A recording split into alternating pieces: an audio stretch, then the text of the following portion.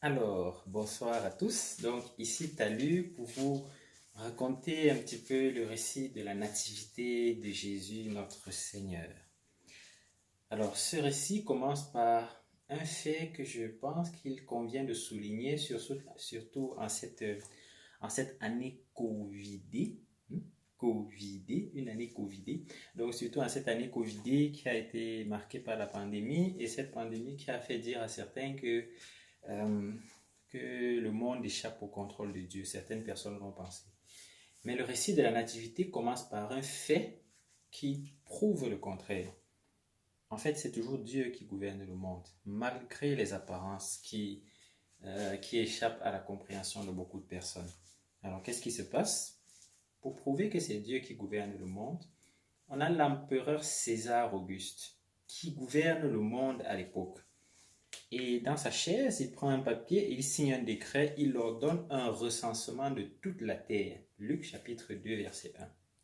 Il ordonne un recensement de toute la terre et il dit que chacun doit aller se faire recenser dans sa ville d'origine. Or, à l'époque, Marie et Joseph vivent à Nazareth. Il faut qu'ils aillent se faire recenser dans le village d'origine de Joseph, puisque Joseph est le chef de famille. Et le village d'origine de Joseph, c'est Bethléem. Donc il faut qu'ils aillent dans le village de Joseph pour se faire recenser. Et vous voyez un décret que César, quand il le signe, il ne sait pas que par ce décret, la parole de Dieu va s'accomplir. Parce que vous avez le prophète qui avait déjà annoncé que le Messie naîtrait à Bethléem. Je crois que c'est le prophète Michée. Et donc, quand on annonce ce décret, vous imaginez certainement l'angoisse de Joseph qui se dit Marie est déjà presque à terme, il risque de rater la naissance de l'enfant. Et il ne veut pas en même temps amener Marie avec lui dans le voyage. Vous imaginez Joseph qui a dû dire à Marie, ne t'inquiète pas chérie, je vais appeler ta mère, je vais aussi appeler ma mère, ta belle-mère, elles vont s'occuper de toi. Et je cours rapidement à Bethléem pour faire le recensement et puis je fais le recensement pour nous deux et puis je reviens. Et vous imaginez Marie qui connaît la parole de Dieu et qui sait que le Messie doit naître à Bethléem. Et Marie qui doit avoir gardé son calme et dit à Joseph, Joseph, mon cher époux, ne t'inquiète pas. Ne t'inquiète pas parce que par ce décret, le Messie naîtra à Bethléem. Car c'est là où le Messie doit naître. Et Marie a dû garder son calme, sa confiance habituelle en Dieu.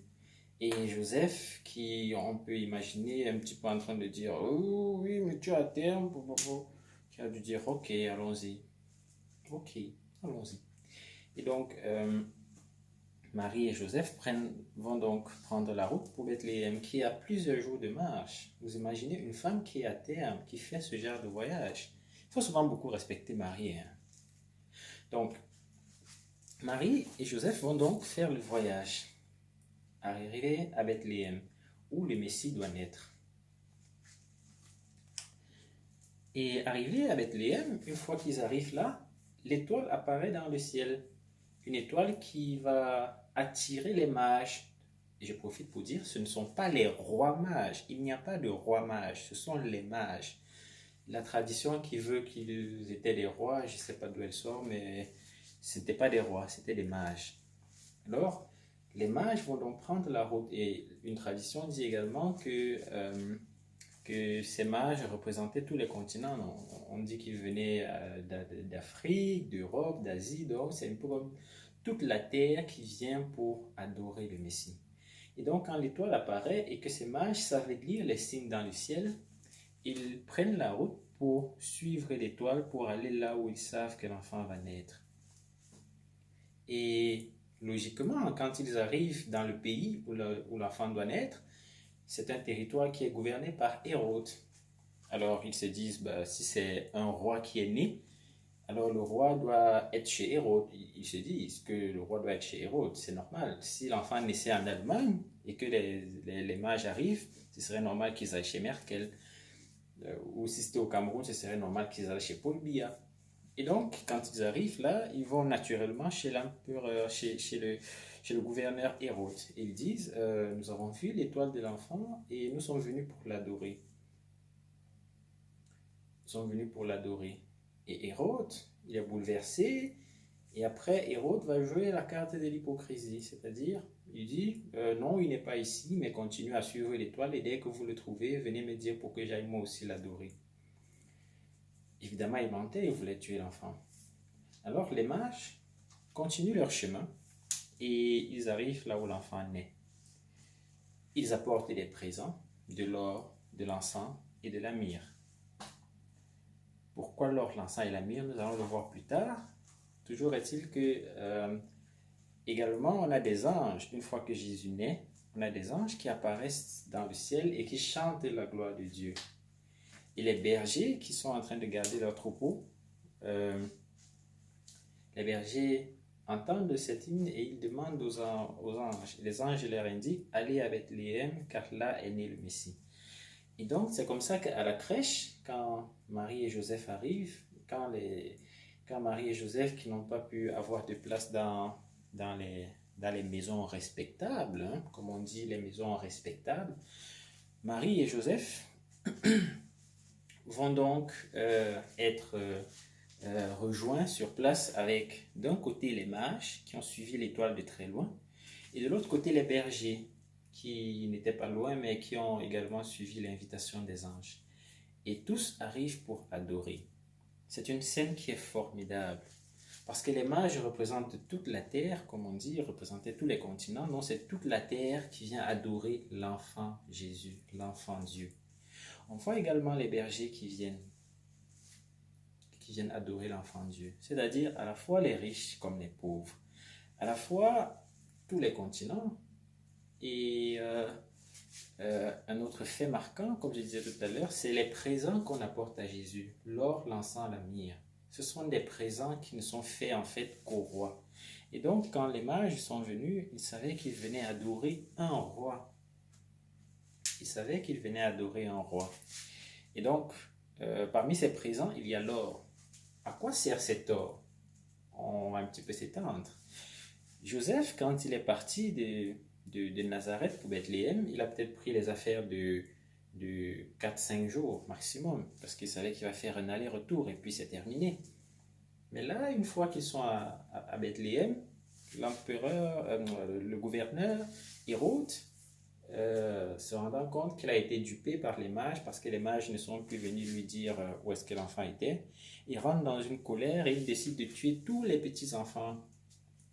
Et quand il décide de tuer tous les petits-enfants, Dieu va envoyer un message à Joseph pour que Joseph parte en Égypte. Une fois qu'il fuit en exil en Égypte, avec quoi est-ce qu'ils vont vivre? Parce que Joseph, comme je rappelle, il n'a pas pris assez d'affaires, il a pris peut-être des vivres pour 3, 4, 5 jours. Et donc là, c'est avec cet or apporté par les rois mages qu'ils vont vivre le temps qu'ils seront en exil. Mais une des grandes souffrances de Marie, essayez de vous mettre à sa place. Non seulement le fait qu'elle a voyagé étant presque à terme, mais c'est de voir qu'à cause de la naissance de son fils, qui est Dieu, tant d'enfants ont été massacrés. Tant d'enfants ont été massacrés. Et il faut beaucoup méditer sur les souffrances de Marie. Ça permettrait de comprendre beaucoup de choses. C'est Dieu qui continue à gouverner le monde, comme je l'ai dit. Et cela s'est vu avec le décret de l'empereur César Auguste. Mais si Dieu permet la souffrance, Marie qui méditait tout dans son cœur, mettons-nous à l'école de Marie, la mère de notre Seigneur qui naît à Noël. Mettons-nous à l'école de Marie. Elle a tellement à nous enseigner sur la souffrance. Pourquoi Dieu permet tant de choses. Et à partir de là, on pourra comprendre également pourquoi tant de souffrances, particulièrement en cette année 2020. Donc, maintenant, je vais vous présenter l'illustration de la crèche et en même temps également quelques figurines de la crèche pour qu'on voit que ce qu'il y a d'important lorsqu'on fête la nativité de Jésus, ce ne sont pas les cadeaux. D'abord, les cadeaux, c'est à l'épiphanie. hein. Il y a une fête spéciale pour l'épiphanie.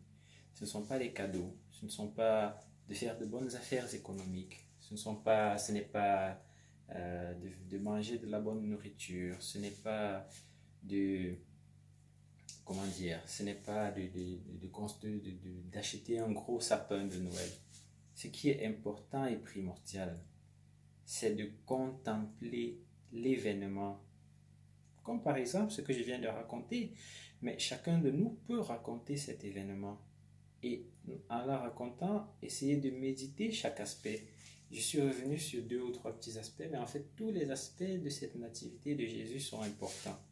Autant la conception miraculeuse de Marie, Joseph qui voulait la répudier, et puis l'ange qui apparaît, et tout cet événement qui vient à partir de l'Annonciation jusqu'au moment où ils vont revenir d'exil en Égypte, de revenir de l'Égypte. Il faut méditer cela. Et c'est ça qui est important à Noël. Et le meilleur moyen pour méditer cela, c'est de construire une crèche. Et qu'en regardant la crèche, on essaye de visualiser, on essaye de se mettre, de revenir 2000 ans en arrière pour essayer de contempler ce qui s'est passé. C'est un prodige absolument magnifique. Il n'y a jamais rien eu d'aussi grand sur la terre que l'incarnation du Fils de Dieu. Donc, ce que j'ai fait, c'est un petit exemple de narration de la crèche. Chacun de nous doit pouvoir être prêt à narrer, à raconter l'événement de la nativité de Jésus. Donc, maintenant, comme je disais, je vais vous présenter quelques illustrations de la nativité de Jésus. Alors, comme annoncé, nous allons voir un petit peu la nativité de Jésus. Alors, nous sommes ici chez moi et nous ne sommes pas dans un musée. Alors, qu'est-ce qui se passe? Nous avons ici une petite crèche en miniature. Alors, nous avons là l'enfant Jésus. Je crois que nous le reconnaissons facilement, non? Donc là, c'est l'enfant Jésus. Et puis, à sa droite et à sa gauche, nous avons ses parents, Marie, sa mère, et Joseph, son père, ou alors son père adoptif, qui a véritablement adopté Jésus comme son fils. Hein. Personne ne savait qu'il n'était que le fils adoptif. Il y a un passage où on dit que beaucoup de personnes pensaient qu'il était vraiment le fils de Joseph.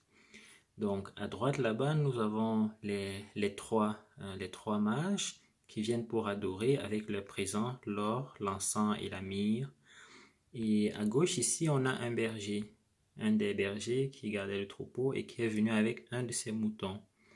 Et ce berger qui est donc venu lui aussi voir ce que l'ange leur a annoncé et adoré. Donc, on a là le berger. Et quelque chose qui est extraordinaire, j'en profite encore pour le rappeler, c'est regarder où est-ce que l'enfant Jésus naît.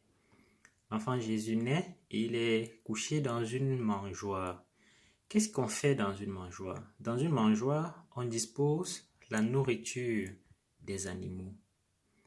Et cette image est assez forte parce que Saint Augustin explique que l'enfant Jésus, qui est dans une mangeoire, c'est pour être mangé par les animaux. Saint Augustin explique que le péché a fait que nous soyons comparables à des animaux, que nous soyons... le péché a détruit en nous ce qui faisait de nous des hommes parfaits.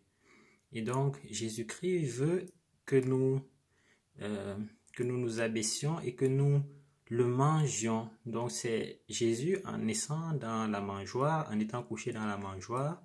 Cette image annonce déjà l'Eucharistie, où Jésus veut que nous soyons mangés pour avoir la vie éternelle. Celui qui mange ma chair et boit mon sang a la vie éternelle. Jean chapitre 6, versets 48 à 57, je crois. Et donc, là, on a les mages qui représentent tous les continents. On a Jésus qui est dans la mangeoire et puis on a le berger. Et puis ici, j'ai une grande image que j'aime bien exposer chez moi, toujours pendant le temps de l'Avent et jusqu'à la fête de l'Épiphanie. C'est cette image où d'un côté, une fois de plus, on voit les bergers qui viennent adorer. On voit là, au milieu de l'image, Joseph et Marie et l'enfant Jésus, euh, emmaillotés et couchés dans la mangeoire. Et puis on voit là derrière deux anges qui adorent également. Et puis de l'autre côté, on voit les mages qui sont venus adorer. Alors, les mages, il n'y en a pas uniquement trois, hein. Les mages ne sont pas venus uniquement trois. On peut s'imaginer qu'ils sont venus avec leur délégation parce que c'était quand même des personnes assez respectées. Donc, ils ne se sont pas venus, ils ne se sont pas déplacés. Là, on peut voir les mages, mais on peut voir également derrière eux ceux qui les accompagnaient. Et là, on peut voir l'enfant Jésus, ou bien la représentation de l'enfant Jésus qui est né. Et on peut chanter comme les anges, Gloria in excelsis Deo. Gloire à Dieu au plus haut dans les cieux. Amen. C'était Allure depuis Munich. Merci.